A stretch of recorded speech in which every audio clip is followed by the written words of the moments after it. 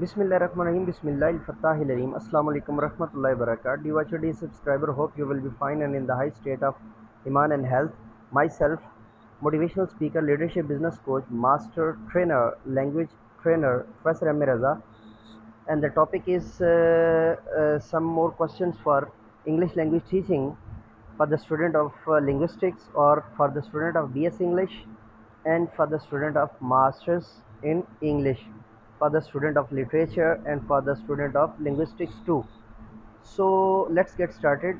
Question: time of old English.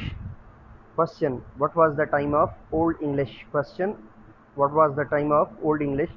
The answer is 500 century to 1100 century, or century 500 to century 1100, century 500 to century 1100. Question: origin of word English. Question: what is the origin of word English? Question: what is the origin of word English? Answer: the word English is derivated. The word English is derived from the name of angles. The word English is, yeah.